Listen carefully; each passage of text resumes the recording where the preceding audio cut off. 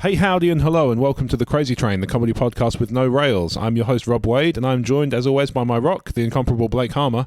I'm sure I'm comparable to something. Other people named Blake, I guess. Yeah. Literally a rock. Yeah. He literally just compared you to a rock. Yeah. Or the rock. I wouldn't build yourself up too much. No. But it doesn't matter what I compared you to. And Brad Harmer Barnes is with us. Hello and welcome once again to Brick Fury. This is happening everywhere now. I think he's having some sort of episode. Of Brick Fury. I shouldn't have used the word episode. Of Brick Fury. Well, at least we found the trigger. Did you do that last night anyway? Yes. Oh. Yeah, it didn't make the final cut. How was his reaction? He's just started laughing. Yeah. How have you been? Everybody good? Everybody well? Yeah, fine. Excellent. Cool. Check us out on iTunes. Yeah, nice. So no reviews this week. Oh, okay. I could review this quickly if you want. Cool. 6 out of 10 would bang. Nice. I'll take that. Yeah. That's probably a better rating. Certainly the wood bang bit is better than most of my experience. Might have a bad go for Blake, but you know. Yeah. All right. Yeah. Yeah. But you'd be thinking of Crouch. I don't know. What are we doing? Oh no. Obviously Omer. Yeah. Well, fair enough. Obviously, Homer will be thinking of Crouch. So I've put the as is often the case. So before I start, I'll give the outline of the show because last time I forgot. Okay. So if you've never listened to The Crazy Train before, what you're in for is as I described, the comedy show with no rails. We start from a point and we go where the conversation takes us. Okay. Sometimes that's a cunt outside of his car. Sometimes that's a conversation for 20 minutes about Captain Scarlet. Whatever takes What up an here. episode. What an episode. The E14 Gamecast episode 35. Yeah. I think that's one of those. That was one of those rare occasions where I actually thought, when recording it, I actually thought the Gamescast was better than the Crazy Train. Maybe. Yeah. Doesn't happen often. I think the best solution is for people to make their own mind up by subscribing to both. Yeah, I totally agree. We will be putting all the links in. It's a long time since I've done a podcast and I was worried I couldn't breathe. Yeah. Captain Scarlet. Once or twice. Yeah. So yeah, the conversation goes where it goes. Nobody knows where the Crazy Train goes. So if that sounds like your bag, then jump on board. Just get a ticket. Get a ticket. Trolley comes by with drinks and snacks. That's the one. And you can upgrade to first class if you wish. It Rob's won't got get trapped you in any. the toilet. Yeah. There you go. Done. Is that like a Patreon or something? And then you can watch an Asian mother beat her kids with a stick. That's right. It's from a Louis Vuitton bag. It's all in the Crazyverse pre-reboot. This is all. Well, I don't even know. Was that Crazy Legends? I don't know. Don't say pre-reboot. I don't know if I'm a creationist or not. You don't know if you're a crustacean. Yeah. Let's go with that. I don't know if I'm a creationist centaur or not. I think it's fair to say no. So hard to keep track with this bloody I crazy. I like your T-shirt. Worse than Blake. DC. Yeah, thanks. Yeah, it's a. Is it official Star Trek merchandise? Yeah, It is not. I'm wearing my official E14, not at all affiliated with. Yeah.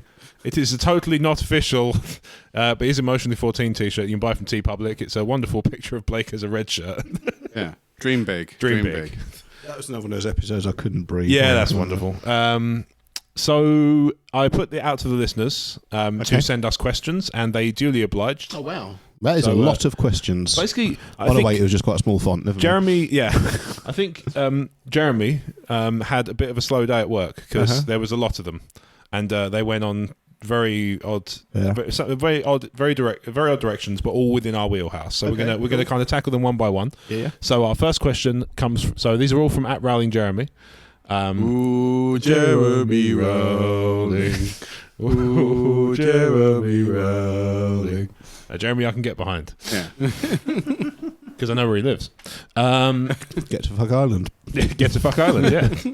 So his first question is, how much of The Rock is too much of The Rock? Because he seems to be everywhere right now. Mm-hmm. He's in. So is this the one I compare to or not? This is the one. So let's recap. So he's just been in Jumanji, the reboot, the remake, I guess. Remake. No, Remake, I don't think Isn't it's it a a sort of sequel? sequel? Yeah. I've not seen it, but I don't know. I don't know. No, it's supposed. It looks quite fun It's from the not trailer. something I'm excited about. No, from the trailer, it looked Not kind of involved. fun. No, it's No, fine. I'm sure. He did the Baywatch movie. He did, yeah. Yeah, which was apparently is silly fun. mixed. Yeah, it's kind of. I just heard mixed. Apparently things it's about take your brain out. The trailer made Yeah. it look fun. So. Apparently it takes your brain out. That sounds No, terrible. it is take your brain out fun. Oh, I see. All right. Okay. Okay. Much like the Crazy Train, I guess. Yeah. Sure. Except we're pretty smart, Yeah. for what I keep idiots. telling myself. So then he's in. Did you see the movie? Is it Skyscraper?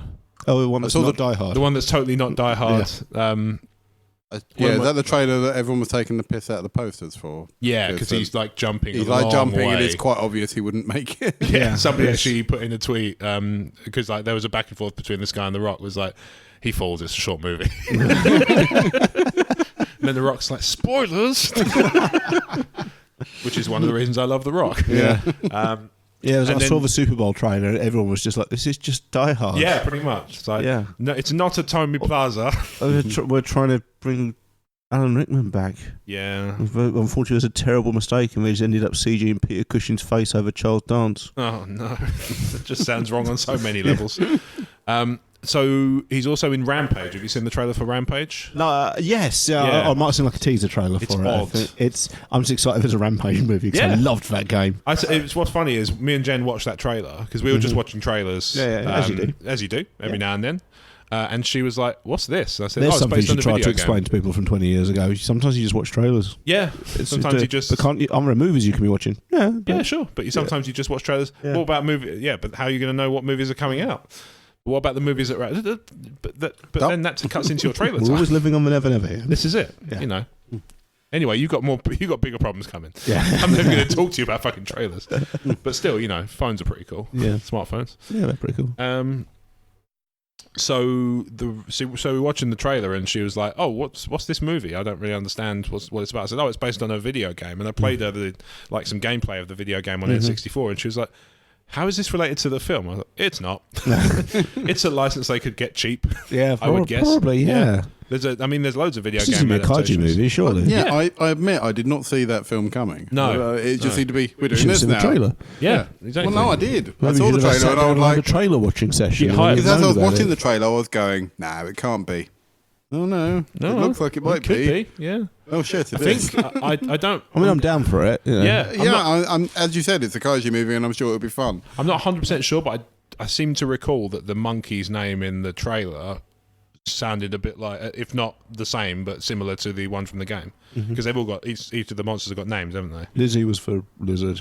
Ralph was for Ralph wolf. was the wolf. Yeah. Ralph was the wolf. Yeah, I can't remember the name of the gorilla. No, Charlie, I think it was in the trailer. Maybe I don't know. Yeah, maybe. I don't know. In any case, so he's in that.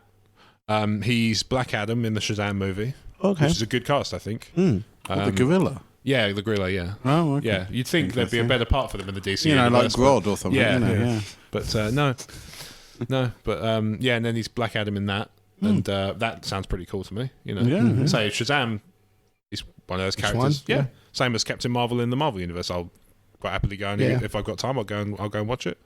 She's one of those characters I wasn't fussed for until quite recently. The series really picked up. Okay, I've had with some characters I'm meh about, and then actually when they start turning up more and more as well. Yeah. Because I got Marvel Unlimited, I just read the whole Marvel runs. Like the whole universe is just like a soap opera. Just me and characters kind of come and unfulfill and drop back. And I really like Captain Marvel at the moment. Cool. So anyway, is there such a thing as too much Rock? That's the question, isn't it? I mean, he's quite an endearing chap. He's a fun guy. It certainly seems. I thought we should. Has he ever turned up on the show?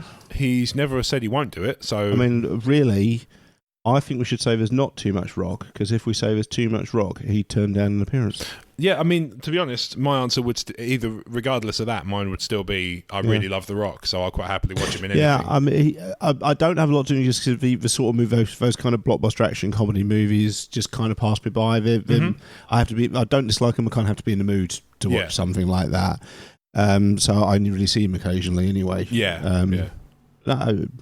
He's come on leaps and bounds since the Scorpion King. This is very true. As has cinema. Yeah, this is true. Never forget. I've seen a couple of his movies that I really enjoyed. Yeah. At one point, I thought he was sort of almost being geared up as like an Arnold Schwarzenegger style star, and then it didn't quite land, and then he seems to be kind of ramping back up. Yeah, he went quiet for a little while. Yeah, I know he went off and did a TV show about like one of those. I think the kind of the bottom of the market just fell out of those action movies. Maybe there's no real of those gung ho commando raw deal type animals. It didn't really make them for a while. If the reason for that is the success of the Expendables, because they made 3 of those, and that's the tip of the kind of typification of taking the piss out of itself action movie because it stars all the stars of those types of movies. Yeah. So maybe that's why they kind of eased off on the... The first Expendables was awful. Oh, they're not good. Yeah. I mean, we've got... Have you seen Escape Plan? Yeah. I think that's a better Expendables movie. I quite enjoyed that. Yeah, Escape Plan's really good. Guilty pleasure. I really liked it. I don't know if it's a guilty pleasure, but I'm an idiot. And maybe it's because I went to see it. I've got the paperwork. Did you watch it on a streaming service? I did, yes. I went to see it at the cinema, so maybe it's like, maybe it didn't quite feel worth the money. Maybe. But, I still haven't watched it. I saw it was on Amazon. It's got a guy from Outlander in it. Yeah. And, Schwarzenegger and Stallone. Yeah. No, I saw from... It's awesome. My favourite thing about it is Schwarzenegger's "You Hit Like a Vegetarian." Just enjoyed that because there was that period of time where Schwarzenegger was on Reddit a lot. Yeah. And he did his tell me a Schwarzenegger line and I'll do it. I'll just record a video of myself doing it. And he did a few of them and somebody said, do one from your next movie. And he just came on and "You hit like a vegetarian." Excellent. Yeah, he's another one who's like, I could quite happily watch him in movies forever. I rewatched Running Man a little while back, and there's actually about 15-20 minutes into him, there's actually a fist fight between Arnie and Yaphet Kotto. Oh, okay. Nice separate win. Alien versus Predator. Nice. Yeah, that's good. I like that. So Jeremy had a follow-up question, which is: did you prefer watching The Rock lay some smackdown in the wrestling ring or on the big screen? So, by the sounds of it, you've only seen Scorpion King. No, so probably not you. I have seen him in other stuff as well. Which ones have you seen? Was he Expendables?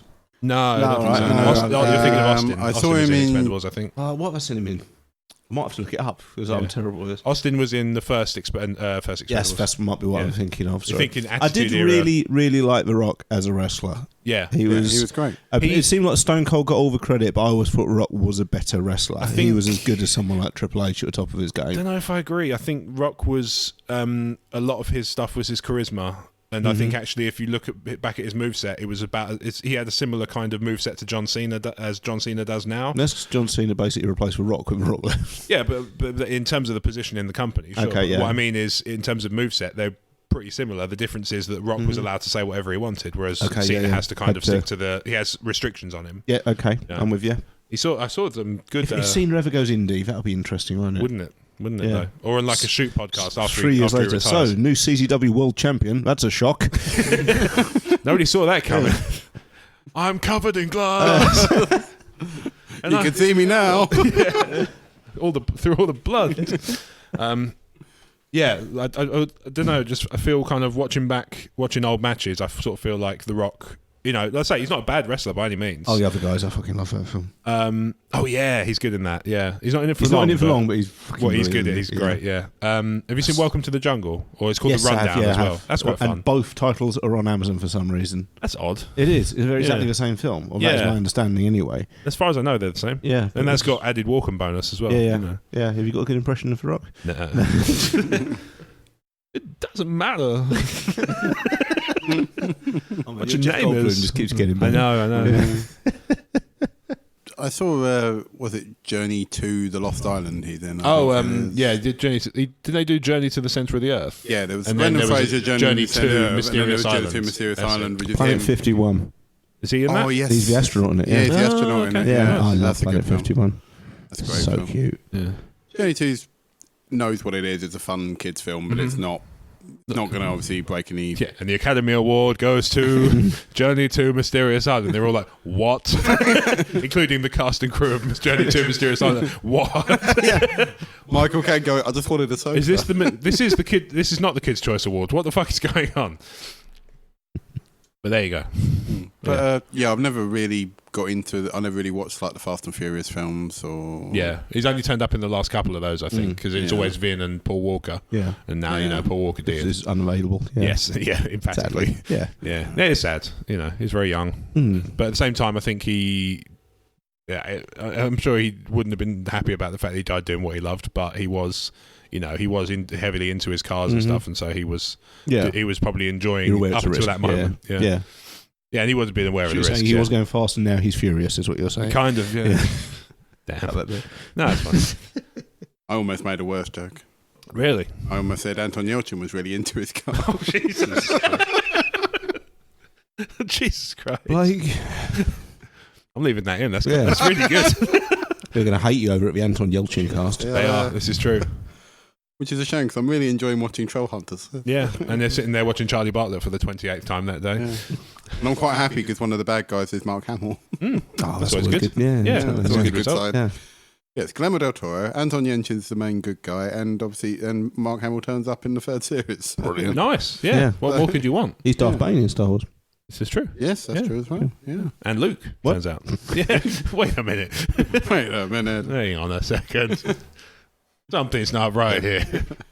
Whenever I've seen The Rock, I've enjoyed him fine. I think that's the thing. Yes, he's in a lot of films at the moment, but I think because he, like what Brad said, I don't watch a lot of those films often. I mean, if I feel like a brainless popcorn film, I'll watch a disaster film like San Andreas or... I forgot he's in that, I haven't actually seen that one. I mean... No, same.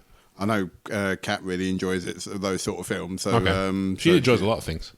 It is true. Yeah, she likes a lot of the stuff we do. Mm-hmm. So it gives you an idea of her level. It's a strong level, Kat. Yeah, level 20. Glad to have you aboard. Yeah, level 20 Leica. Yeah. Leveled up. How do we reflect that? A thumbs up. But fine, we'll get her a fucking t-shirt or something. Yeah. Well, she's part of the crew now. Yeah, well, there you go. She can have a Dream Big shirt, just like yours. She's a giant farm. His and hers Dream Big t-shirts. Yeah. Careful what you wish for, fucker.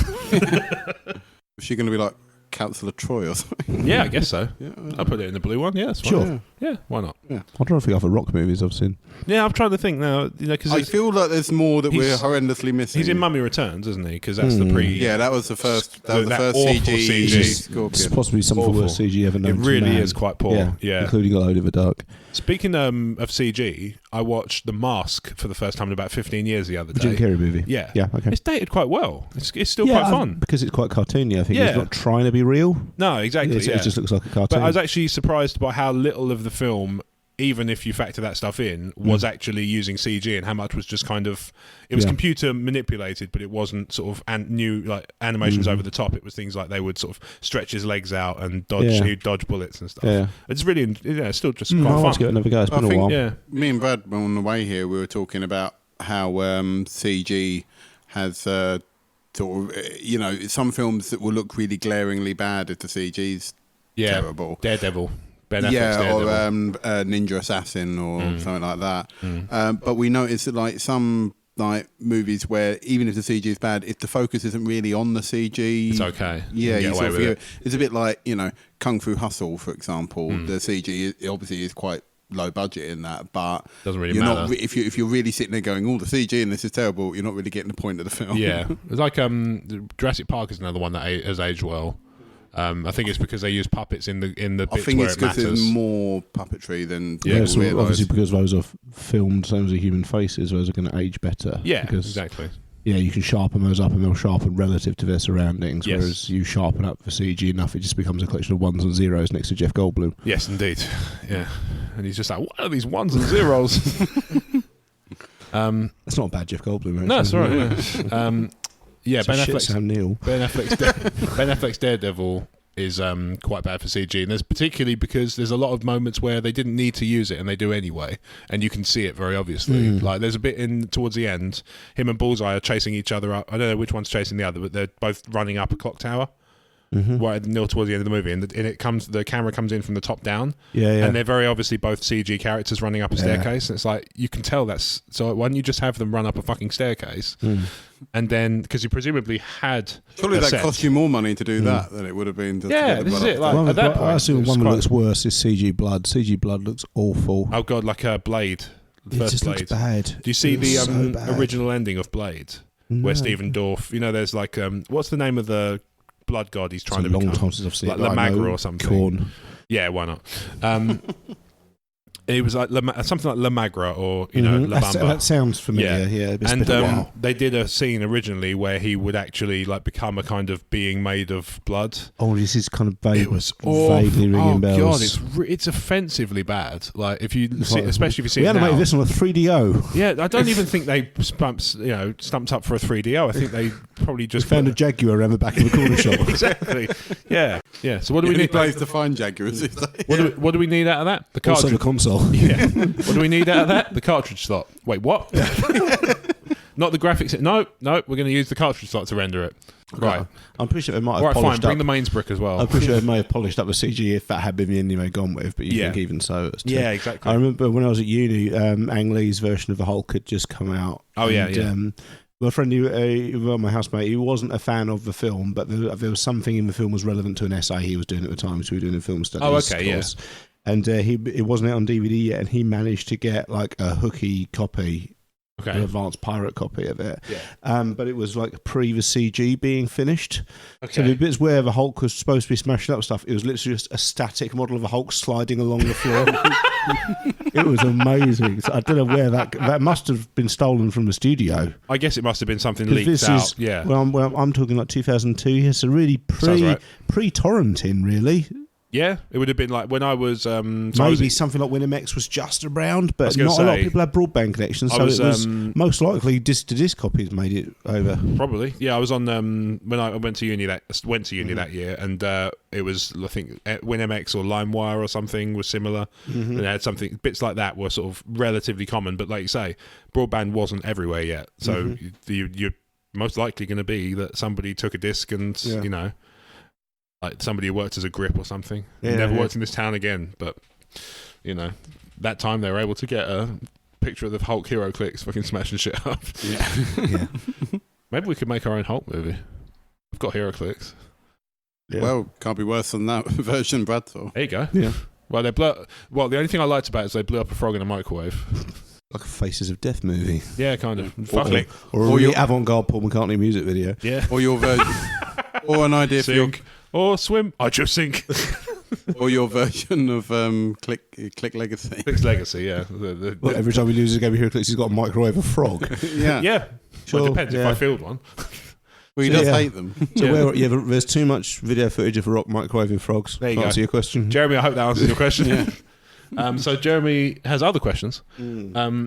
People walking slowly in front of you, annoying bastards or just one of those things? It can be both, to be fair. It can be, yeah. And as a commuter, it is. Yeah. It depends how quickly I need to be somewhere. In a car, it annoys me more. People who won't do a speed limit when there's no reason not to. How do you mean? As in I don't expect you to be doing 60 along the country road necessarily, but it's a 50. Do 50. You don't have to dawdle along at 35. Or if you're on the 40. motorway, at least do 60. Yeah. If it's like a 4-lane motorway. Yeah. I appreciate you got to be doing at least 40. Yeah. That's the law. But yeah, people who don't, just shit or get out of the kitchen. Yeah. Really? I'm glad we do this in the dining room. I know it's open plan and all, but... I thought your stew tasted funny. It's not... Wait a minute, that wasn't beef. Why isn't this brought with feces in it like I asked for? As a commuter, it drives me up the wall. Not just people who stop. People who walk slowly, but people who stop. And if you knock into them, if somebody stops walking and you knock into them, you go, "Oh, sorry," and if they go, "Oh, sorry," and then everybody moves on with their day. The ones that get me are the ones who give me a shirty look, like I'm supposed to predict what they're going to do before they do it. It's like, how dare you walking distance behind me? Yeah, exactly. Yeah, very annoying. Yeah, if I could do that, I wouldn't need to commute because I'd be some sort of psychic millionaire. Yeah, be like, this cryptocurrency lock seems like a good tax dodge. Yeah, exactly. Yeah. I'm gonna put a tenner in and make $4.6 billion because reasons. I'm still on a tenner. Yeah, fair enough. But it went up to 20 and then went swiftly back down again. Blake of Wall Street. Blake, that's still more success than I've enjoyed from cryptocurrency trading. So my hat is off to you. If I wore a hat, It'll probably just stay there until the end of time and everyone's forgotten about cryptocurrency and I'll look forward to cashing in by 1p. Or it'll be like Futurama where you forget about it for 1,000 years. Yeah. And you'll be dead. Sorry to take it down. But my children's children will go, what the fuck's Electronia? Yeah. Everybody's using Blakecoin now. It can't do anything but appreciate.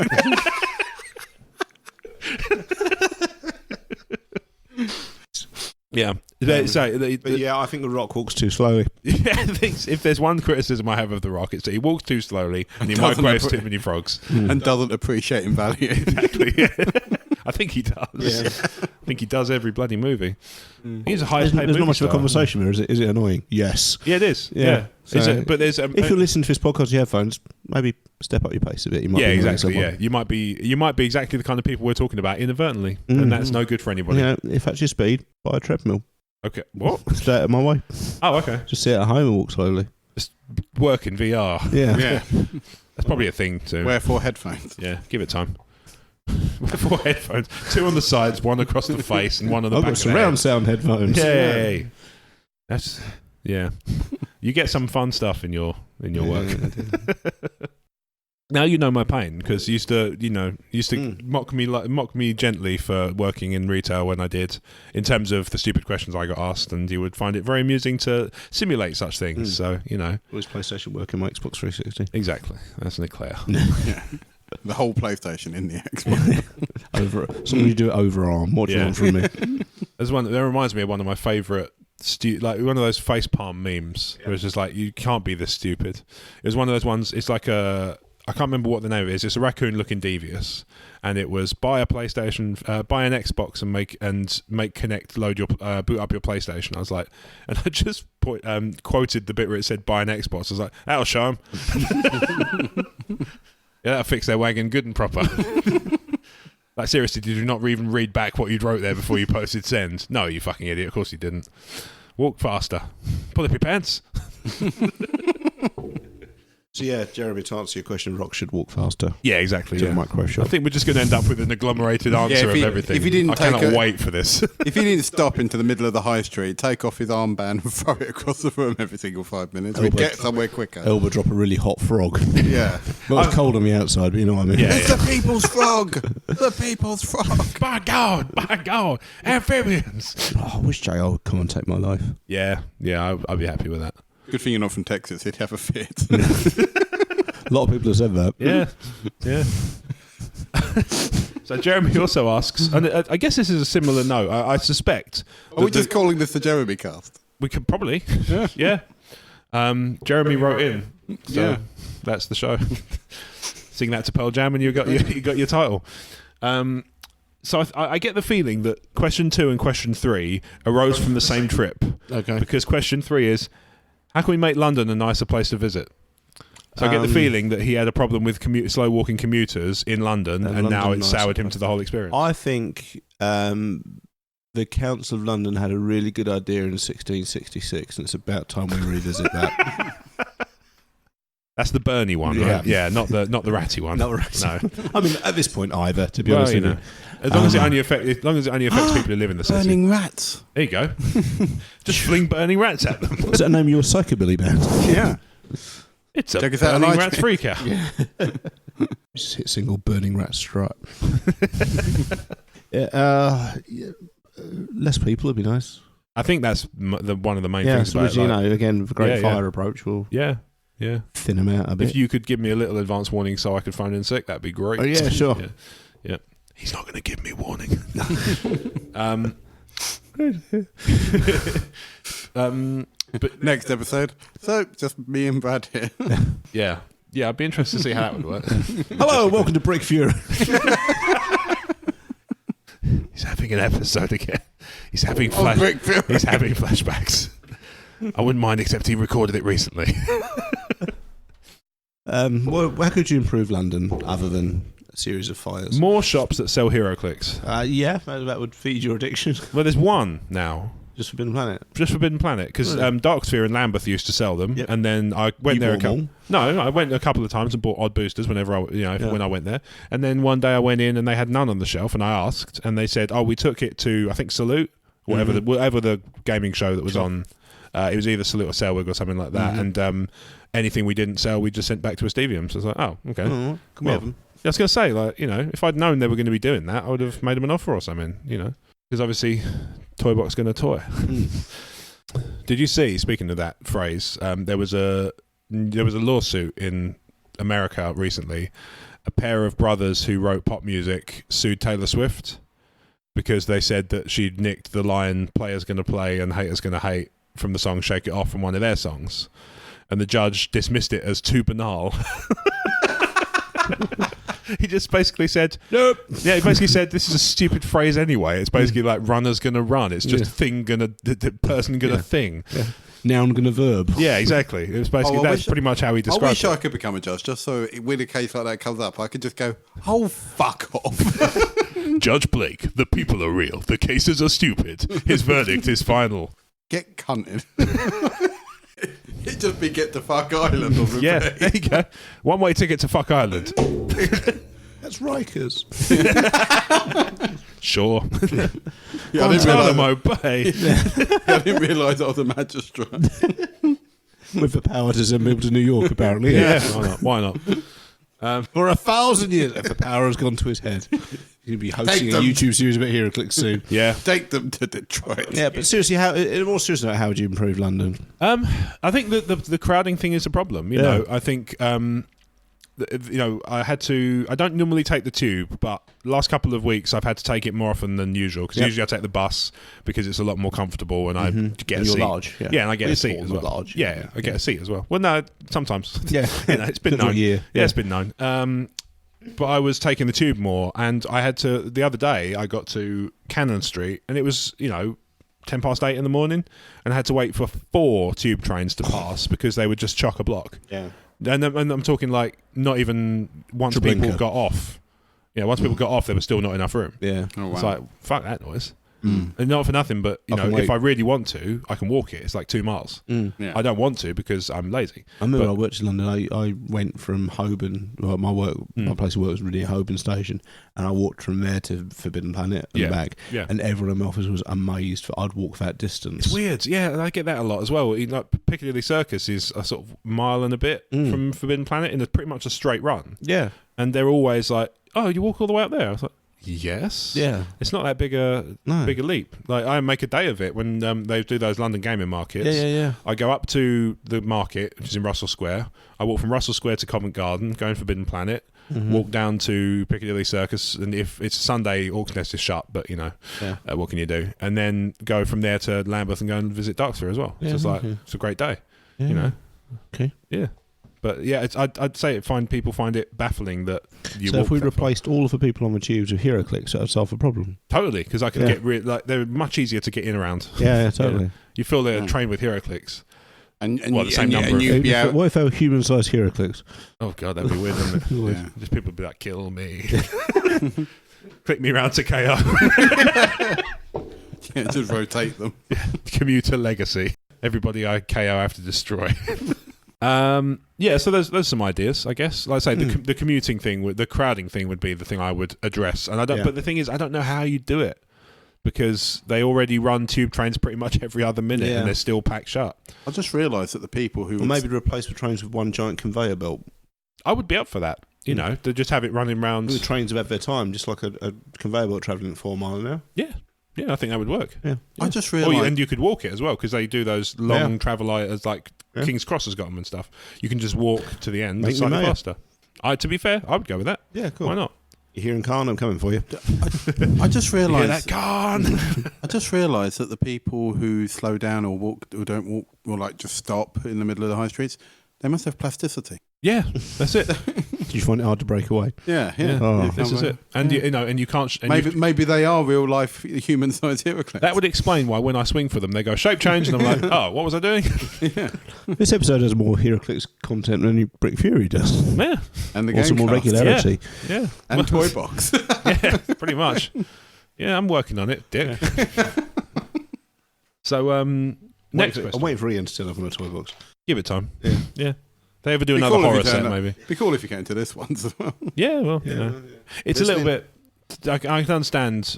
Crazy Train's a bit different. It's people can be themselves here, but at the same time, that doesn't always appeal to people. Some people like people hate themselves. Well, there you go. Yeah. I don't think they should, especially your dad. No, totally. Yeah. But some people do. Anyway. One person who doesn't hate himself is Jeremy. Oh, he asks loads of questions. I'm assuming that's the mark of somebody who's got a lot of self-love. This one's a bit long. I'm going to read it because it's a bit of a stream of consciousness, but I'll go for it.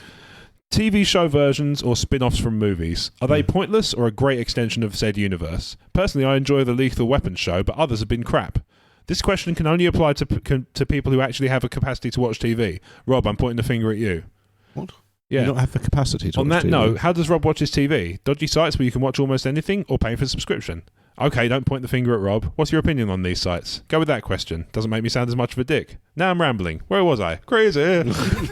Oh, he should be on the show. I think he should be on the show. To be fair, he is like one of our most vociferous supporters, and the only everybody who's been really supportive so far has ended up on the show. So I think TV show expansions of movies are hit and miss. Yeah, and this kind of. I mean, Taken's supposed to be good. Okay, stuff. It's a prequel though. It's not just Liam Neeson's adventures in arm-breaking land. Liam Neeson's adventures over 45-minute episodes. Yeah, exactly. Yeah. I mean, stuff like MASH is timeless. Yeah, MASH is really good still, even today. Are we talking? I mean, if we expand the question to spin-offs in general, my favourite sitcom of all time is a spin-off because Frasier came off from Cheers. It did, yeah. You know, and it was the only a Cheers movie, I guess. I don't know. I think worse often the movie versions of TV shows. They tend to be there's a lower success rate than movies. Yeah, they can TV. be for sure. Because you're obviously going to get your Joeys. Well, it's even especially like in the 70s when the BBC didn't really know they were given a movie budget, and so you got movie versions of Dad's Army and movie versions of On the Buses, and like the feature-length Doctor Who's and stuff. Yeah, or movie versions. Did we need a 90-minute movie cinematic release of Are You Being Served for movie? No. And basically, the idea was to make these and just kind of flog them off to America and try, but they were mostly, or the only one. The only movie version of a TV show that took off in America was Monty Python's, and now for something completely different. And basically it was reshot the TV show. Yeah, makes sense because it's Monty Python. Yeah, totally. They're wonderful. The train you're collecting has gone crazy. This vehicle is crazy. I thought the Highlander TV show was awful. Oh God, I've heard the cartoons. No, the cartoon was awful as well. The live action movie was just like, how do you get a show whose central concept is decapitation on before the watershed? The answer is you do it very, very badly. Yeah, pretty much. Was it all like Buffy was exceptionally well received. Buffy totally. Was Buffy the movie first? It was, yeah. But there were Buffy fans who didn't know there was a movie when the TV show. Oh wow, okay. Funnily enough, the film was actually done by Whedon as well. It was, yeah. Whedon. But I didn't realise because I thought there was such a big gap between it. I assumed Christy Swanson was Buffy. Donald Pleasance was Giles. Oh wow. Nice. And Rutger Hauer was Dracula. That's pretty cool. And it's a perfectly fine sort of Bill and Ted type 90s teen it's a good bit of fun. Which, to be fair, is what Buffy would have been few years earlier anyway on TV. Yeah. It's a good bit of fun, plus Hauer power. Yeah, fair enough. Yeah. Over shotgun power. Yeah, why not? Dracula. So there's other spin-offs that like haven't worked as well, I guess.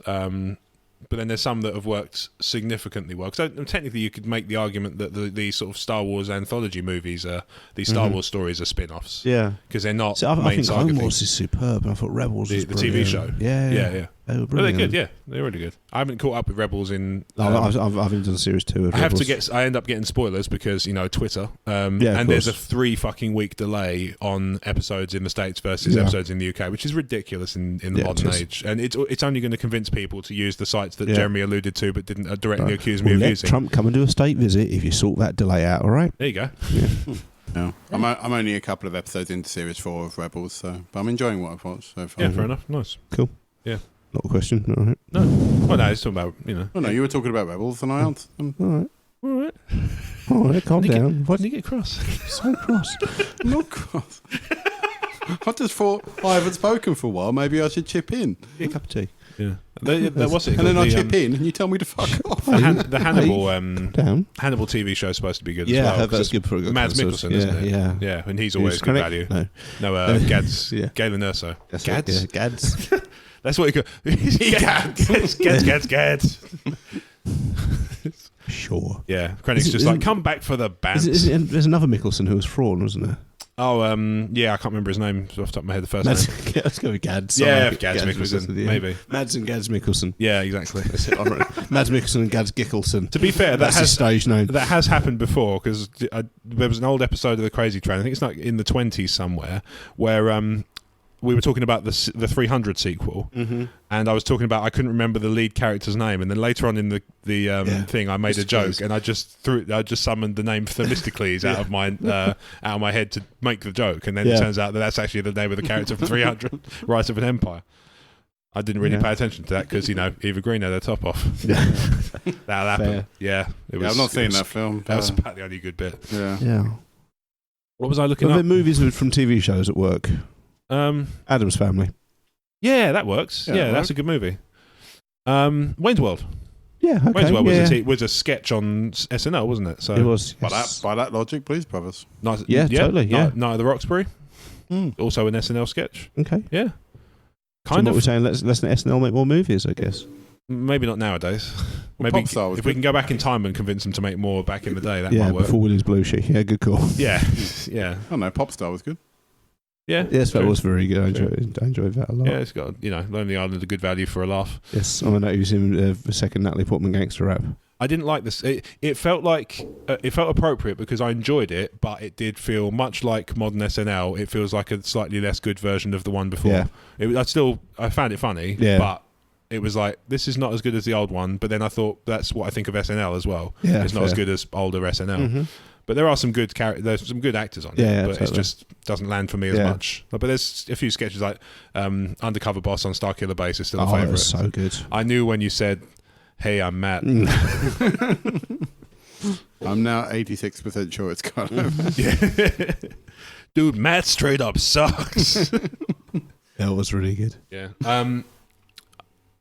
Would Constantine count? The TV show, because it doesn't really spin off from the movie in the traditional sense, does it? A few episodes of this brought that up. So if it's based on something else, is it a remake? Yeah, I think even if it's a make of. I've not seen the Constantine TV shows or anything that says it is. It's not tied to the movie at all. Probably not. I'd say. He makes it quite clear that he's more the comic Constantine. Yeah, by that same logic, we could say Batman Begins was a spin-off of the Adam West series. Yeah. I'd go with that. Yeah, I mean, more than Keanu Reeves is anyway. Keanu Reeves was in Batman. No, he was Constantine. Yeah. Is he on a tape delay? No, I was talking and you talked over me. Oh, isn't that annoying? He's really cross tonight. I don't know. It's because all the heel clicks you were talking about earlier. Calm down. I just got on the train full of hero clicks. I'm quite irate. Calm down, all right? Remove your action tokens. Are there any spin-offs you'd like to see? Spin-off what? TV show movies that I think would support TV shows. Yeah. Because they did it. Like I say, they did a prequel series with Taken where it's like young Brian Mills being a sort of secret agent and stuff. Okay. So something like that. Dread. Yeah, that works. There's something in the works, isn't there, for Mega City 1? Maybe. I don't know. Okay. I know Carl Urban said if they do another Dread thing, he's well up for doing it. Totally, because, and Star to be Trek fair, is going to last so long. Yeah, well, and also he's one of the best bits of the film, so, It was just a brilliant film. Yeah, it's great. Really like that one. Demolition Man TV series. Yeah. I want to know how the world got so pussified. I want to see it. Well, actually, to be honest, we're living it, aren't we? Yeah. That's a weirdly prophetic. Yeah, it's a better Judge Dredd movie than Judge Dredd was. Yeah, I agree. Yeah, having seen both of them now, I would say, yeah, I'd go with that. What else would there be that would be good? Blade Runner, maybe? Yeah, maybe it'd just be like a noir detective series, wouldn't it? Yeah, but with the sort of replicant thing turning up every now and then. Yeah, that'd be good, actually. Yeah. Yeah, I'd TiVo that. Remember TiVo, kids? Yeah. So if it's a thing or not, I'm not technologically minded. Austin Powers. Yeah. But like shorts, not, like full, not like World 10-minute episodes. Yeah, not like Game of Thrones length, sort of 40 minutes episode 10 a series. I'm talking like just a series of 10-minute shorts would be good, I think. I do miss those movies, but at the same time, I'm kind of seeing what Mike Myers went on to do. I'm kind of glad he didn't carry on with it, because I think he ended it maybe a little late. Number 3 has some good moments, but it's not as good as the others. I want an Incredibles TV series. Oh, that'd be great. We're getting the second movie soon. Yeah, so that'd be good. Finally. Yeah, be great. How long do these things take to out for quite a while? Yeah, and doing it live is a tremendous strain on the animator's wrists. Still one of the best jokes ever. Yeah. Hey, what? Actually, that's not a bad one. What? The Simpsons movie. I've never seen it. It's not bad. Okay. It's basically just a feature-length version of The Simpsons in a good way. In comparison to New Simpsons, it's significantly better. Yeah. It's basically one of the better. It's 2 of the better episodes of The Simpsons in some time. Okay, cool. Yeah. Or maybe half a dozen, I guess, would be about the equivalent, wouldn't it, for the length of the film? Well, 3, I suppose. Yeah. You know what it was put me off it? It's for one alarm bell I've learnt to spot with any movie. It's anything spider related. If any part of a trailer consists of talking heads of an audience who've just seen it, I know the movie is going to be shit. Oh, really? I didn't see that trailer. That's the first time I saw the Simpsons trailer was just talking heads of people who come out of the cinema. I think it's because they were trying so desperate not to show you any footage of it. Yeah. Keep the story a secret and stuff. But anytime and you see it so much with horror movies, is a bunch of I was going to say meffed up Americans talking about how scary it was, how much it made them scream. I fainted. And then you watch the film and you're just like, you're a ponce. You know, those things like The Exorcist made people faint in the cinema. Those stories... It made it run down my leg. The earliest recording instance of those stories I've encountered is the stage play version of Dracula Bela Lugosi was in before he made the film. Yeah. And I wonder, has it actually ever happened, or is it just one PR? Of those things that PR things... People troll out. Was it just, we've got St John's ambulance outside in case someone faints because it's so scary? Yeah. It's a weird... I don't know. I've never seen it happen. I mean, you've worked at a cinema in the past. Have you ever known that happen? I've seen people faint before, but I don't recall... As a result of something scary? No, I was going to say, I don't recall... Were they just really, really fucking hyped for Toy Story 2? Yeah, I mean, to be fair, it had Jessie the Cowgirl in it, and that's always good. John Cusack, she should get all the work. That's fine. Yeah. Zurg turned up, and that was just it. Yeah, basically. No, I don't. Starcraft. I don't recall. Yeah, yeah. You see him in the movie at the beginning. He rushes Buzz Lightyear. That's awful. Like, you cunt. I don't recall ever seeing anybody faint from scary things. I remember people passing, having heart problems, fainting, low blood pressure, low blood pressure, hypos, things like that. Are not unheard of. But no, I don't recall ever seeing a horror one. The main thing we used to deal with was whenever there was any sort of movie where, what's the best way of putting it, where sort of thuggish behaviour was kind of glorified, like adulthood and kidulthood and things like that. We used to have to watch for groups of kids coming in, kind of getting a bit sort of up themselves and stuff. So we used to have a little bit more staff on site that day. But thankfully, not the day I worked. Yeah, okay, sure. Which is good because they would have ripped the shit out of me. Yeah. Nice glasses, isn't it? Yeah. Why'd you wear a jumper? Still my favourite one. Yeah. I did used to wear a jumper. It wouldn't have been good. Before the dark times. Before, short sleeves. We're just going to go into the Star Wars rabbit hole in a minute and just pitch Star Wars TV series, aren't we? Well, we can do if you want. Yeah, I think they need to. Well, I'm gonna actually ask for one thing. Answer one of the questions that was sort of implied in here. All right. About the people who have the capacity to watch TV. I do. I just don't watch it. It's like, it's weird. It's not my favourite medium.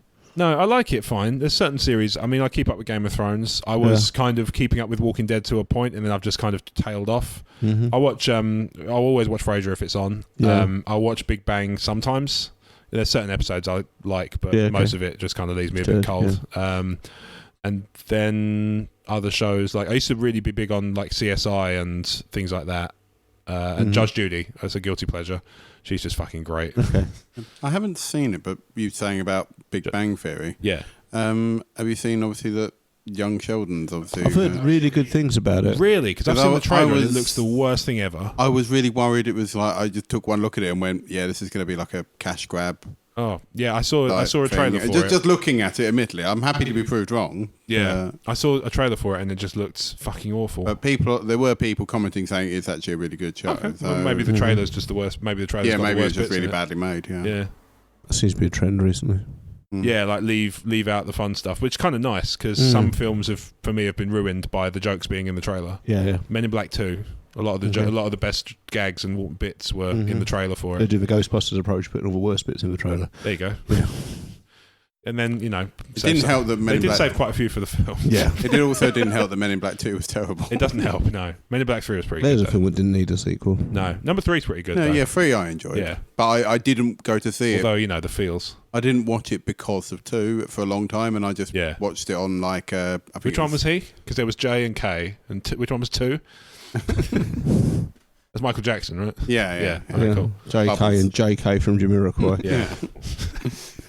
Sorry, for our younger listeners, Jamiroquai was a funk band. And you should listen to them because they're fucking awesome. Yeah. What else has It's a Jeremy bit of a Godzilla movie. Indeed. Yeah. Oh, yeah. It certainly wasn't anything else. Yeah. When I do watch TV, so the answer to the question is when I do watch TV, it's usually either through Freeview or Amazon Prime. Other streaming services are available, but I don't have them. Okay. So that restricts my options. I mostly watch Hey Dougie, Sarah and Duck, the Twirly Woos, Andy's Baby Animal. Anything on the CBeebies section of iPlayer is what I end up watching. What about when the little one's about? She loves CBeebies Bedtime Stories, which is basically what's replaced Jack and Ori. Oh, okay. That's quite cute. Tom Hardy's suit. If Tom Hardy on seat of Bedtime Stories, I heard he's great. He's fucking brilliant. Yeah. Does he do it as Bane? The three little pigs. The tiger and everything in the house. Oh my God. Please, if we can, you know what? I might just do it myself. Yeah. Bane reading The Tiger Who Came to Tea. Chris Evans for Good One's done a couple of episodes as well. Yeah. They mostly give him like superhero themed books to read, which is quite cute. Yeah, Chris Evans, the good one, as opposed to Chris Evans, the not as good one. The British one. Yeah. Oh, I've got tickets to go see. He's fine. Fine. He's just not Captain I've America. got tickets to go see Chris Evans. God, can you imagine if he was Captain America? Fuck me, that'd be grim. Oh, fucking, we can have next Timmy Mallet as the Punisher. I just like the idea of watching the first Avenger. It's just like, I thought the super serum was supposed to make him big and jacked. Like, nope, seems to be working on this guy. And he just Captain America is just this gawky ginger dude. I'm going to take over Top Gear. Red Skull just looks at him and goes, Billy Piper, huh? The key is to slip it in the drink. Crazy illegal. Actually, fuck it. Yeah, I don't know. No. Legal disclaimer. No, We're joking. I'm not a big TV person. No, I'm watching Star Trek the original series at the moment. That's how far behind I am on current TV. We're watching The West Wing. That's how far behind I'm on current TV. We're kind of having a cultural exchange trip where I'm watching Star Trek with the missus, and she kind of introduced me to The West Wing. Okay. So I'm getting She's been keeping a whole section of the house from you. It's like 50% of the shows I watch I'm really enjoying. Yeah. And the other is about people walking down a corridor arguing about things I don't understand. Star Trek, yeah. Yeah. Well, there are moments. Yeah. Flux capacitors and stuff. West Wing babble. Just like putting too much air in the policy. Yeah, no, I don't do the torrenting thing or the streaming thing. I don't have time. There's no point in me downloading. There's no point in me torrenting things because I just, even if I wanted to, which I don't, because I'm very much of the opinion that that artists should get credit for their work. I wouldn't do it because I just don't have time to watch. I don't have time to watch the stuff I own, legally and legit and streaming. Yeah. Let alone to then add, I'm going to watch this 3 series of stuff that I didn't pay for. I'm pretty sure anyone who uses a torrenting system has never found their own book on a torrenting system. Suck a dick. Really? Wow. Man, that sucks. But don't worry, we'll get some few sales out of the episode, so don't worry about it. Yeah, or a few dick sucks, Yeah, well, we'll see how the evening takes us, I guess. Yeah. I just can't binge things, I think, is my problem. No. I find Coke. Yeah. Sorry, that was why you lost your job. No, sorry. Is that pre or post? I can't even tell anymore. Not canon. In the reboot, it was. Did I sprout 4 legs? Yes. After the reboot, we changed it from a pie shop to a branch of Greg's due to budget restraints. That's it. Yeah. Thanks, Brexit. Yeah. You're right. Yeah, we're going to be financially destitute. Yeah, foreign people aren't going to be allowed to work here. But I'll tell you what's worse. They retroactively changed a backstory on a verbal comedy podcast. Still, blue passports. Yeah.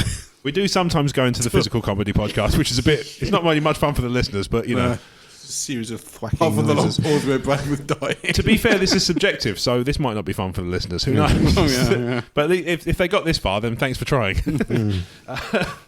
But to answer the Jeremy's kind of other question, I watch TV on Amazon. Yeah. I watch TV on Freeview. I have quite a few DVDs and Blu-rays of stuff I like, but I don't get the time to watch a lot of TV. And I've probably we've talked about these before. I keep a list of new films I've watched that I've never seen before, and new games I've finished that I didn't play before. Yeah.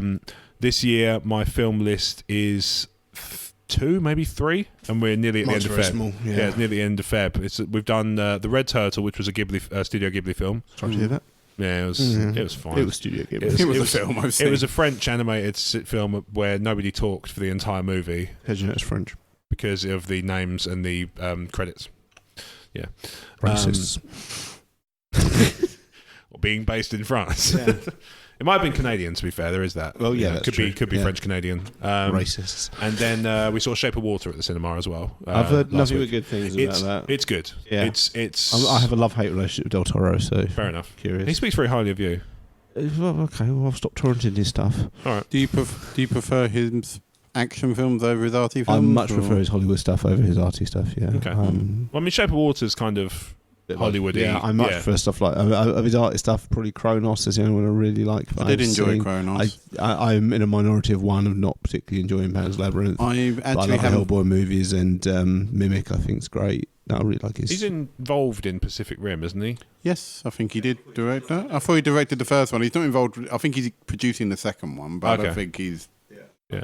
I don't think he directed the first one, but not the second one. Okay, fair enough. I haven't done Pacific Rim yet. Pacific, good. You'd like enjoy it. It was exactly what I wanted the 2014 Godzilla to be, which is basically Godzilla fucking things up. Except it's robots fucking up kaijus. Yeah, it's basically giant robots punching kaijus. For an hour and a half. Basically an hour and a half. And sometimes the plot gets in. Yeah, that American kaiju. Well, they're kind of like surrealist ones. They're not. They are more the better looking kaiju than. Yeah. They're more how. Did you watch the 2014 Godzilla? No. Oh, okay. It's more because I actually really like the monster design of the whatever they're called. I can't remember what they're called. The insect things. Muto or whatever. Muto, yeah. I actually quite like them as an idea for a monster. And I actually think the monster ideas in Pacific Rim were okay. You know, I'll get around to it one day. Yeah, fair enough. Shape of Water is good. It's very stylish. Like it's set in the sort of Cold War era, and it's very, very it's very stylish and very pretty. Kind of set design, decor, costume design, all that stuff's great. The music, the score is excellent. It's Alexandre Desplat, the guy who was supposed to do Rogue One before Giacchino came in. And it's great. You know, it's got a really nice soundtrack as well. It's got like a lot of sort of classic. Not big band, but like lounge songs and stuff. It's worked nicely into the film. I love living room metal. Yeah.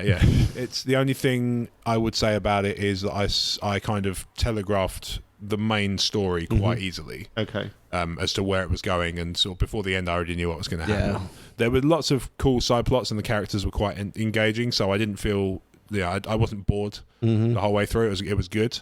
It's just, you knew where it was going. A little bit, a little bit by the numbers in terms of the sort of the basic story, but well worth a watch. I don't know if it's one of those movies that you need to see at the cinema. Okay. I feel like it's one you could probably watch on Netflix and it'd be fine, But yeah, it's good. I would recommend watching it at some point, and it's going to win. It's got a good chance of winning some Oscars because it's got nominated for 13. Okay, I like those odds. Yeah.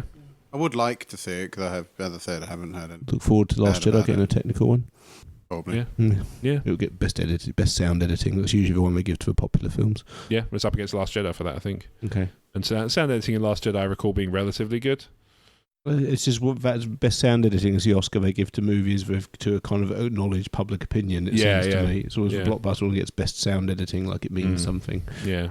Well, the only one that Suicide Squad has an Academy Award, so does it really? Yeah. That's DC's people, but you get. I noticed you'll get people like praising Marvel and like in a lot of things like team sports, Eurogamer or whatever. Yeah, you'll get like obviously PC fanboys and PC, Sony ponies, Xbox, Microsofts, Nintendo pretendos. Yeah, but Neo with Geo, Alexa Hexers. I don't know what it's called. Neo Geo, Rio Pio. You knocked me off my fucking train of thought now. Crazy. What were we talking about? We're talking about Oscars and DC and Marvel. Yeah, with DC and Marvel, there were people like everyone's going, oh, the Marvel films are so much better than DC, but you got the people who are defending DC by going, oh, at least we got an Oscar. Yeah. But I just went, I almost felt like even though I'm not, didn't want to join in, I almost felt like going top of the class at something pathetic.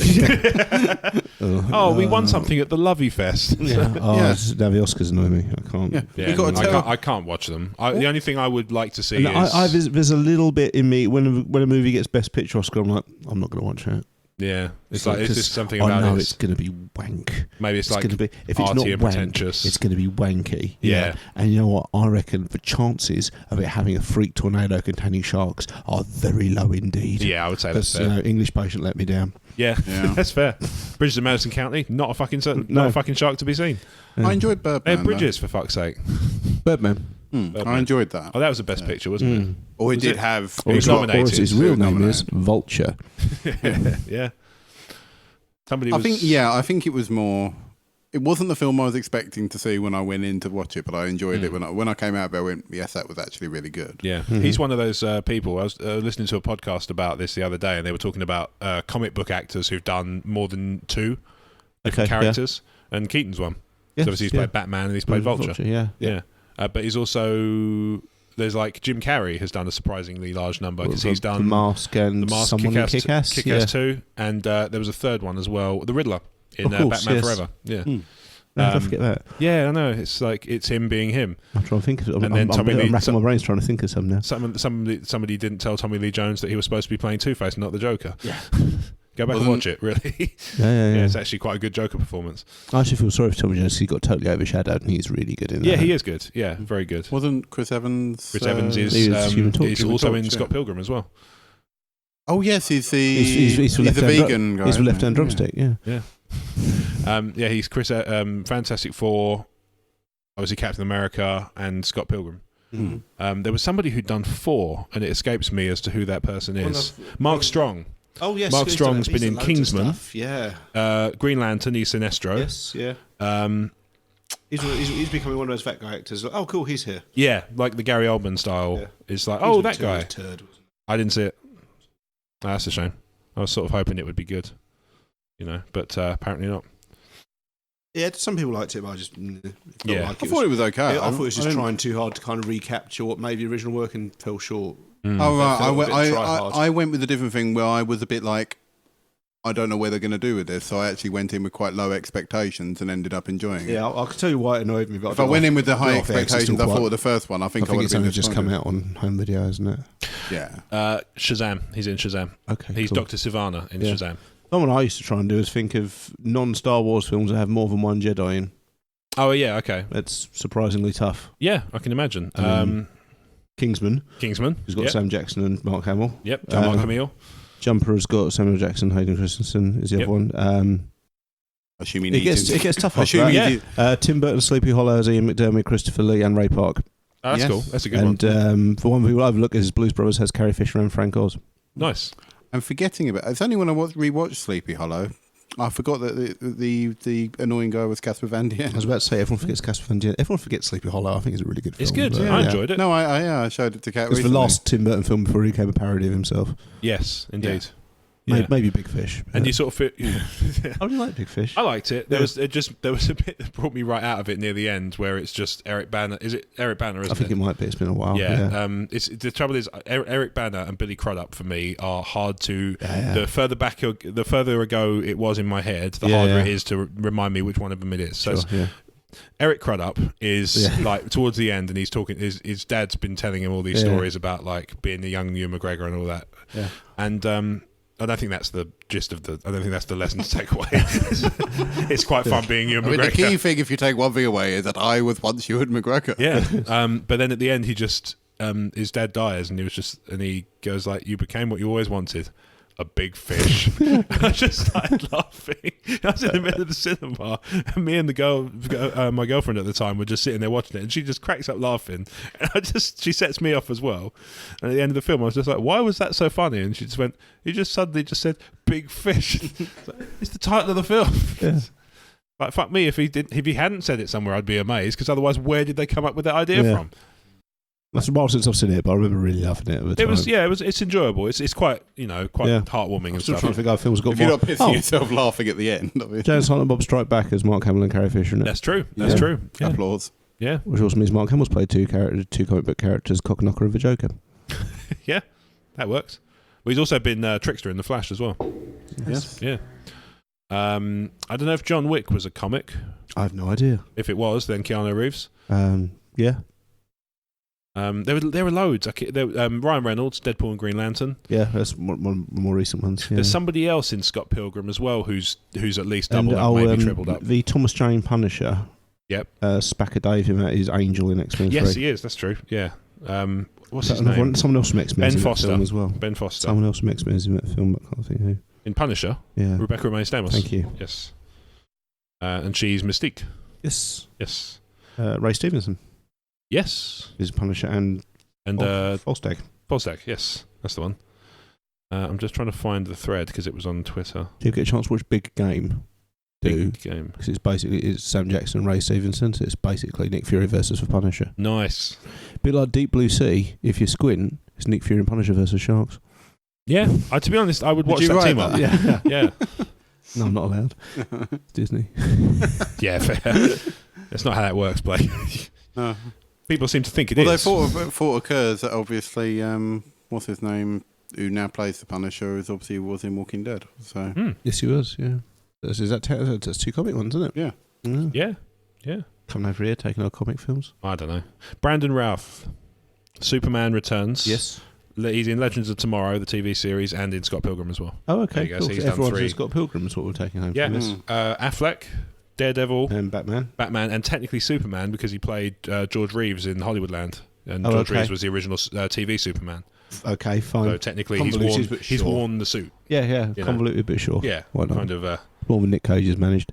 Well, no, Nick Cage was almost Almost Superman as well. yeah. I've seen some of the test footage, and it's it's not good. It's not good at all. Hugo Weaving. He's done a lot of. There was a V for period Vendetta there. and Red Skull. There was a period there because the way the algorithm works, because of The Matrix and Lord of the Rings, Hugo Weaving was actually the most bankable actor in Hollywood. Yeah, I can believe it. Because he was that crossover point. It's like, yeah, well, but get Hugo Weaving, he'll make your movie go gangbusters. Yeah. Never mind, he's a fucking C-tier character in both of them. Yeah, and Love the old run. despite the fact he's a fucking G. Yeah, no, I love Hugo Weaving. He's awesome. Yeah, he's great. I can't think of any more off the top of my head, and we've got one more question, so we might as well just move on to that, right? What films contain more than one Jedi? I was hoping Ron P would have made it somewhere, but I'd hope Ron P was going to be a Jedi as well. Yeah. Oh man, if he was Kylo There Ren. are Alien comics. It's tenuous. Yeah, that's the thing. He's probably got a cameo in an Alien comic somewhere. Tenuous. Possibly. Yeah, Alien versus Predator versus Terminator. There you go. Versus Hellboy. Yeah. That's one of the worst Bobby comics Nola I've did ever an read. Alien comic. There we are. I think Alien vs Predator vs Terminator is probably the worst Alien vs Predator comic. It's awful. It doesn't sound It good. follows off the end of Alien Resurrection, which, all right, we'll let that go. It's following on from Alien Resurrections. They land back on Earth from the Betty. Yeah. And they land there, and aliens have completely taken over the Earth. Okay, they've done that a few times in the comics. Predators, they're hunting the aliens. Fine. Then the end page was, oh no, Terminators are attacking. It was like some sort of junior school playground bullshit. Yeah. I want to be a Terminator. Right, you can be a Terminator. Shove. Yeah, you never bought the rest of that arc, did you? No. 'Cause I remember reading that going, well, that was crap, but maybe it'll be explained. I was And like, they're no, we'll never know. You spend your own fucking money on it. Yeah, no, it did. I'm not even reading it to you either. Chun. There's one. Star that noise. Star Wars actors crossing over. Oh, okay. It's surprisingly niche. Yeah, I bet. It's George Takei, who did an episode who was Lock Third in Clone Wars. Oh, okay, yep. It's Simon Pegg. Simon Pegg's Uncut Plot and Scotty. And it's- Dengar. And Dengar, yes. And also, help me out here. I forgot the guys. Jason Isaacs. Jason Isaacs. Oh, he's the Inquisitor, isn't he? He's the Inquisitor. In Star Wars. Rebels. He's Captain Lorca in Discovery. Yeah. Yes. Those are the only ones I'm aware of. There may be some background red shirts that have crossed over as well. Yeah. I believe Captain Janeway had a non-speaking part in Clone Wars. Sure. Why not? That's canon. Why not? Right, so final question. And to complete the trifecta, it's from Jeremy. Hey! Thank you, Jeremy. Literally do not know what we'd have done without you. So he writes, I love horror movies, but where do you draw the line and say, oh, that's just a bit nasty? I say this because I recently watched the latest Hellraiser, and although it neither offended me or grossed me out, some of it just seemed pointless. Mm-hmm. Just trying to be gross for the sake of gross, rather than actually adding anything to the movie. So at what point does, which movies kind of are guilty of that, where it's just kind of gratuitous for the sake of gratuitous? I say Hostel would probably be one, Hostel but then that was by design. I know. I'm not a fan of Eli Roth because to me he obviously likes exploitation horror, and that's kind of he grew up watching that, and that's kind of become the thing he does, and that's cool. Oh, that's fine. Yeah. But yeah, he basically what he thinks you should do in an exploitation horror completely jars with what I think you should do in an exploitation horror. So his stuff always kind of winds me up a little bit. Yeah. To something as simple as I think he shows you when he should cut away, and I think he cuts away when he should show you. I can totally relate to that. I mean, that's why Jaws is so effective, because you barely see the shark. Jaws is one of a few genuinely flawless films. It's incredible. Yeah, I like Jaws. Yeah, I've only watched it for the first time like last year or the year before, but I didn't realise you hadn't seen it. No, it's one of those things. It's there's a lot of films like that which are kind of considered essential required viewing that I've either not seen because when I was a kid we just didn't watch a lot of films, and when we did it was Star Wars again. Have you done a River Book? No. I've heard it's very different. Is there something where somebody's getting finger banged on the motorway or something? Yeah, there's a subplot put in. I can do spoilers for a book from 40 years ago, right? I think you're safe. Yeah, Hooper, Richard Dreyfuss's character, has an affair with Brody's wife. Right.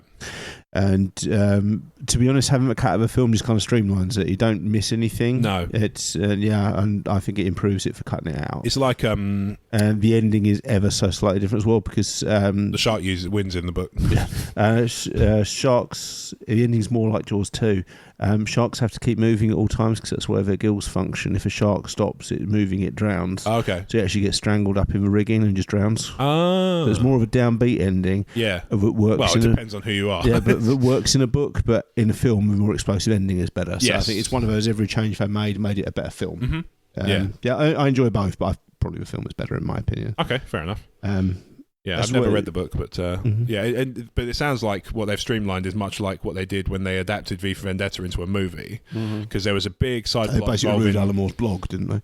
Kind of, yeah. There was a big side plot involving, I think his name's Conrad and his wife, who are sort of, trying to plot around sort of John Hurt's leader character and just like trying to get him out of the picture, and actually V for Vendetta kind of, V himself kind of works him into that anyway. Yeah.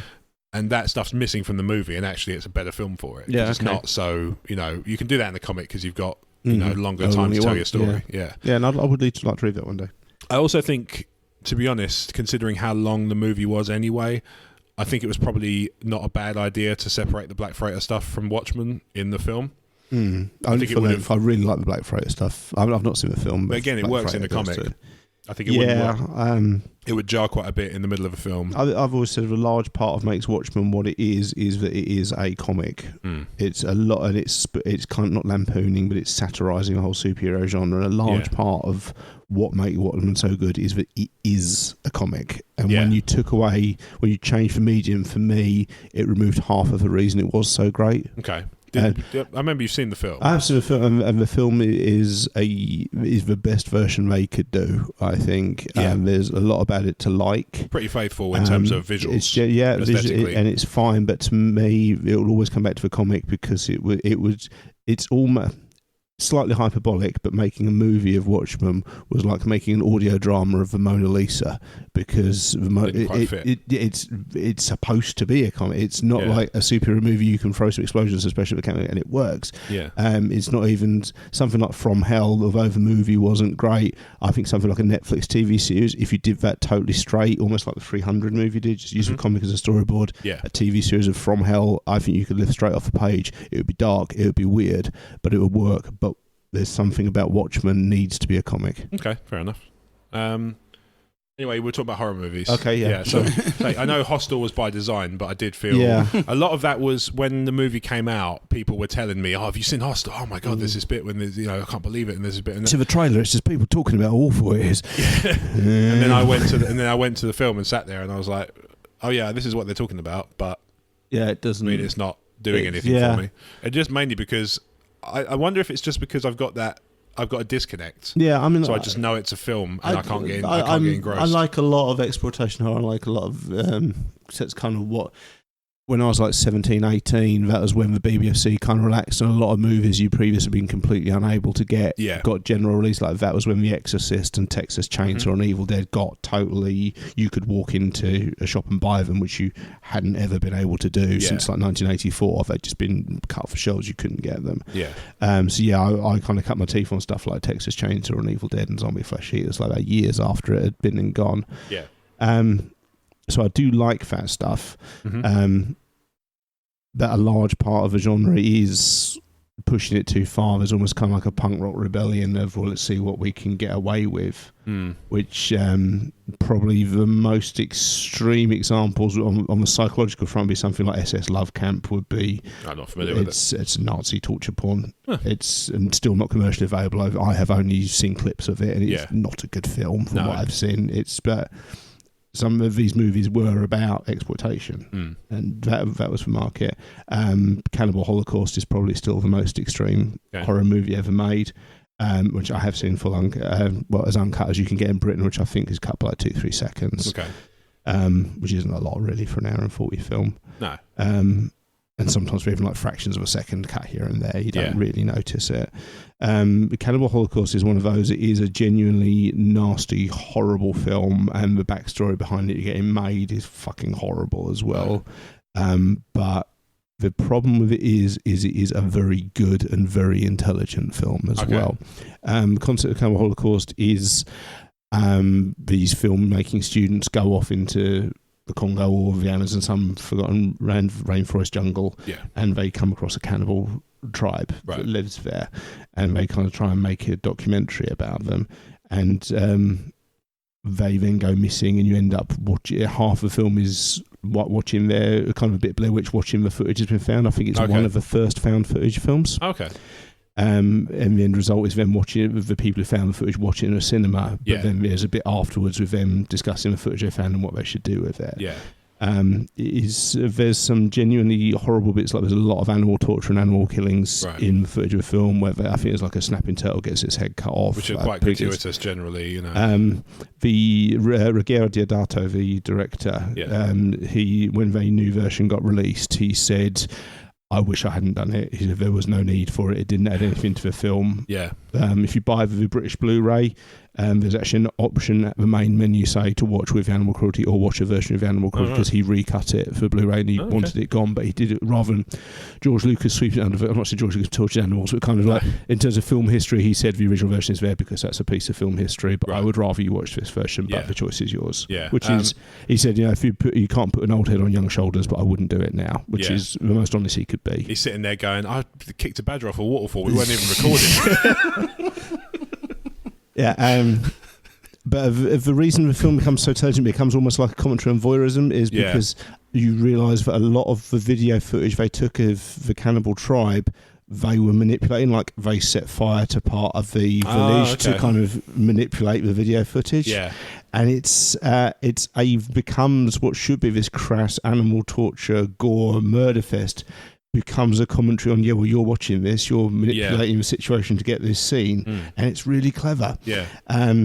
But also because there's a large, like you get with punk, like you get with death metal, there's almost like a middle finger behind the extremity of it. There's a little bit of, because we can, or we should be able to if we want to, even.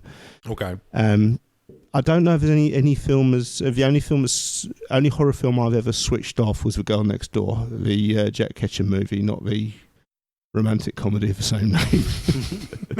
Man, this is intense. But that was wait. So he can go out and she's there, mowing the lawn, just like nothing's going on. That was more, that wasn't the gore thing, was it? It was like a domestic abuse thing, and there was just something about it, and it was very good, but there's something about it made me stop watching. I may go back to it a couple of years down the line and be like, I don't know what I was reacting to. This is fine, but that's the only movie I've ever switched off. There was a movie like that for me. I don't know if you remember. It was an old review copy for E14. It was called Dracula's Fiancé. Yes. And I kept messaging you saying I tried to watch it and the box art's making me sick. And I was just getting queasy just from looking and reading the blurb and just from looking at the cover. And then I ended up watching it with my dad, and it was us. And I don't know what I was worried about. There was just something about it that was just something instantly off-putting. There was something about, I was reading it and I was just like, oh, this makes me feel ill. I don't know what it was. I don't know. Maybe I'm just allergic to bad movies. Yeah, I mean, to be honest, I've exposed myself in the worst possible way at the time. No context, Rob. Yeah. Crazy illegal disclaimers. I always have perfectly good reason to expose myself. Next. I mean, if horror punk does cross over in the splatterpunk genre with stuff like Hard Revenge Millie, some Clive Barker stuff, just the over-the-top gore became what people wanted to see. Yeah, and they went with it. We came to this discussion about Hellraiser. Yeah, so, the original Hellraiser is very gory, but I still think the original Hellraiser is also a very good film with a really good story. What I've seen of it, I seem to recall being good. Yeah. It's not a generic pinheads walking around stabbing people slasher movie. No. It's like a dark fantasy movie. Yeah. It's basically, if you tone down the S&M of the gore stuff, it could be someone like Neil Gaiman could have written it. It's that kind of fantasy. Yeah, it makes sense. The one that sticks in my head in terms of horror movies we've watched together that was just on in the background and I still really dug it was Suspiria. Oh, such a good film. Yeah, it was great. Everything about it was great. And then it was so stylish. And then at the end, like there's a scene where she somebody walks out and she's got slashed all over her face and stuff, and it was just really fucking unsettling. Yeah, Suspiria's brilliant. Yeah, it's such a good film. It's very good. So the one that gets a rap as being one of the most extreme movies of all time is Texas Chainsaw Massacre. Yeah. And again, I think that's a very good film. I think it's very well put together. And actually, there's like 2 shots of gore in it. Yeah. And you don't see much. There's something about Texas Chainsaw Massacre is surreal in the original sense of surreal to mean like a nightmare. Yeah. And it's like the people, the bit where Marilyn Eastman's at the dinner table scene, it's just so surreal, but so weird, and it just goes on and on with this weird buzz. The soundtrack on Texas Chainsaw, I wish I could get a copy of. You can't, unfortunately, the tapes have been lost. But that's a shame. They're just that industrial, like metal machine music, ambient noise is just so good. Yeah. Yeah, Texas Chainsaw is brilliant. I would say Texas Chainsaw is more creepy. But then you have Texas Chainsaw 2, which is very much the aliens to the alien, which is basically Texas Chainsaw 2. Dennis Hopper will do anything for crack money. Yeah. It's a weird fucking film. Yeah. It's sort of a movie that uses gore effectively in its event horizon. What a great I want the uncut film. Version. Why won't we give us the uncut version? I feel like I don't want it, even though I think I do. Yeah. I'll get it and I'll just be like, no. Oh, there's even more stuff he said. Yeah. Oh, God. Yeah, but I don't know if there's any, even watching extreme stuff like Cannibal Holocaust, like Audition, like anything that... help me out here. Happiness categories guide. Takashi Miike, any of his movies is just. But sure, okay, Takashi, whatever you want to go with. Itchy the Killer's probably gratuitously gory for the sake of it. Yeah, for a while, and that was one of my favourite superhero movies for a long time because it was so different. Yeah, but it's very striking. Yeah, there's I don't know there's. I get put off by gratuitous sex more than I get put off by gratuitous violence. Sorry about yesterday then. I just fucked him. Now crazy. For some reason, I find that more. Maybe disclaimer. Maybe because I am a horror fan, I get that kind of. Oh, really? I'm bored now. This is. Right. If I want this, porn exists. You know. Yeah. I hate, and I will never write sex scenes in books. Okay. I just find them so obtrusive. To be fair, they are also difficult to convey in books. Yeah, sex scenes in without books being ludicrous or sounding like a foreman's wank. Yeah, but no, sex scenes in books. I'm just like. I don't give a shit. You can. I'm not seeing anything. There's no titillation here. It might be titty. There's no titillation here for anyone. And it's just like tits. I just get so bored and sex scene turns up in a book, and that's why I refuse to write. And also, I like Terry Pratchett's approach, which was very sexy in my book. It just happens 30 pages after it ends. Yeah, it's a nice approach to take. Nice. Yeah, I just sex scenes in books every time. I'm like, oh, for fuck's sake, really? Because again, there's porn if I want this, and you're not adding anything to a story. If the sex is in the book for purposes of reinforcing a romantic angle, you can do that, but just implying it's going to happen and jumping into the next scene. Yeah. There's no need to do awful kind of 80s horror paperback sex scenes, which are just dire. Yeah. Mills and Boone, but like dialed up to 11. They are Mills and Boone quality. Horror sex scenes are the worst. Dialed up to 11. Yeah, I don't know I've ever come across a sex scene in a book I've enjoyed. That's why I don't do them. And fair enough. So yeah, gratuitous sex scenes put me off a lot more. Maybe that says something about me. Maybe. I mean, to be fair, it's all subjective, isn't it? Yeah. It's different strokes for different folks. I've babbled on about exploitation horror for far too long. We should probably cut to someone else. In terms of Jeremy's original question. Oh yeah, that's fine. It was just about at what point does it become kind of too much? Yeah, Is do you it just feel for the at sake a of? point it comes too much? I don't know. I suppose if it's, I mean, the Saw movies are probably a bit of that. I've only seen the first one. The first one is I really by far liked. the best one. It's brilliant. It's barely it is a horror movie, but there's so much of it is quite like police procedural as well. Yeah. And I am hesitant with sequels quite a lot of the time because quite often I'll watch a movie and go, no, I think the story ended there. I really wish the directors of the Saw franchise had been similarly hesitant because there are 6. Yeah, and now there's a new one as well. Isn't there a 7th one? Yeah, 8th one. Yeah, no, I think there's an 8th one. Yeah. Unnecessary sequels become a horror trope, though, so it's kind of thing that people play up to. Yeah. The Saw series is basically the law of diminishing returns. Yeah, made flesh. Yeah. I mean, there are some films you'll watch and go, and if you heard there was a sequel being made, you'd be like, okay, yeah. I think Aliens is a great sequel to Alien. That works brilliantly. But sometimes a story ends and doesn't need a sequel. And I still think Highlander is a perfect example because that film ends brilliantly. Stop picking at it. Oh, you've made it worse. Yeah. Oh, we're all aliens who are dueling on Earth and there's some sort of complicated VR. Oh, the third one ignores the second one happens. Yeah. See also the Matrix. The ending to the first Matrix is perfect. It doesn't need to. It doesn't need anything else. It's the Matrix sequels. Oh my god. Yeah. It's so turd. Yeah. You got the only thing that was good out of that was the Animatrix. There was a gratuitous amount of Hugo Weavings in those films, and I didn't think that was possible. You got the Animatrix and you got Enter the Matrix. So the only good things to come out of that. Yeah, the Animatrix was actually very good. Was supposed to be good. I've never played that one. I played Enter the Matrix. That was the first time you ran up a wall. Matrix style was really satisfying. Pretty cool. And the bullet time wasn't as good as Max Payne's, but nothing was. No, it was one of those. It wasn't a brilliant game, but it was one of those games that focused on making you feel good, and that's where that was. What is there anything that there can be too much of for just gratuitous for the sake of something for you? Fart jokes. Too many fart jokes. Yeah, and it's not so much that you can't do them, but for me in a comedy movie, if there's too many of them. Especially in a short space of time. Yeah, okay. It's just like, fuck off. Just, just write some jokes. We can't all be your highness. Write some jokes for fuck's sake. Yeah. And sometimes, I think I think you could say that with any type of joke, really, because surely, that's why they have the rule of 3 or less is more. Sure. Less is more. But because I think if you were just to reinforce the same joke over and even the same type of joke, as you said, fart jokes or, poop jokes or. Yeah, I think it's especially egregious for me with fart jokes because there's no writing involved. Mm-hmm. You just go, they fart there. Yeah. Or they poop jokes are the same, Sorry. A good I farted. A good poop style joke is probably Dumb and Dumber. He's one sabotaged the other by putting laxative in his coffee. Yeah. Mm-hmm. And then it's just this horrible scene of this and it's good because it's cringeworthy because you're sitting there going, oh god, I can't imagine what that would be like. Being in that situation, it's horrible. And somebody, anybody who's just had the shits will be able to relate to that problem. But, having it to that degree would be something else entirely. But, and that's probably where Austin Powers 2 loses it a little bit for me in terms of compared to the first one because a lot of Fat Bastards jokes are just because he farts. That, yeah. Or because he's talking about poop. And I'm just or eating a baby. We all do it. Yeah. Yeah. Weirdly, I kind of like Goldmember.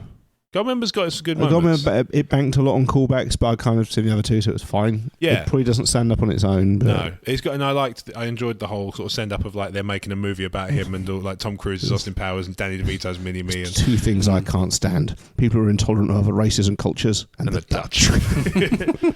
Run! It's Godzilla. Actually, due to copyright infringement, it is not Godzilla. Still, we should run like it's Godzilla, though it isn't.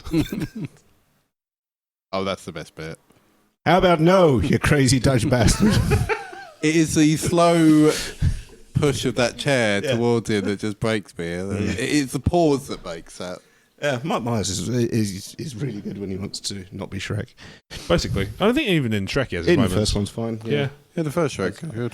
There was a film that didn't need sequels. Yeah, there you go. I never saw the fourth one. There's a third one. There's several. The third one I saw in the cinema, and I was just like, the straight to video, like Halloween and Christmas ones. Yeah, they're as good as you expect a straight to DVD. Yeah, Halloween or Christmas sequel to be. Yeah, fair enough. I like the first one. I think a lot of those second one was bad. Make their way to Netflix now. A lot of those. They turn up in the kids feature section. length, sort of mid to feature length ones. Yeah. Then to turn up in the kids section on Netflix and Amazon Prime, things like that. They do, yes. And, probably they're quite cheap. Yeah, almost certainly. I would imagine there's not a lot of money involved in the purchase of those. Yeah.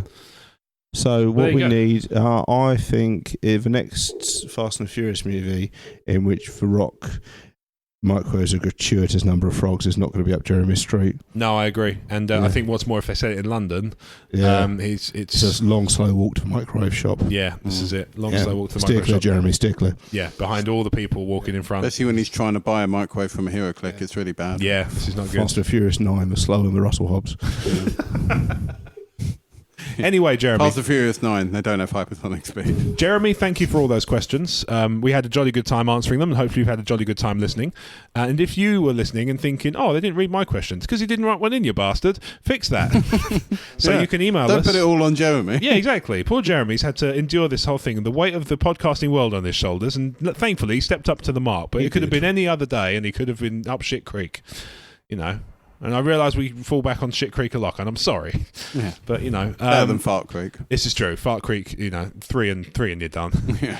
But if you want to get your questions in the similar way to Jeremy, you can email us at podcast@emotionally14.com. You can tweet us at emotionally14. You can visit us on our Facebook page, emotionally14, and send your questions there.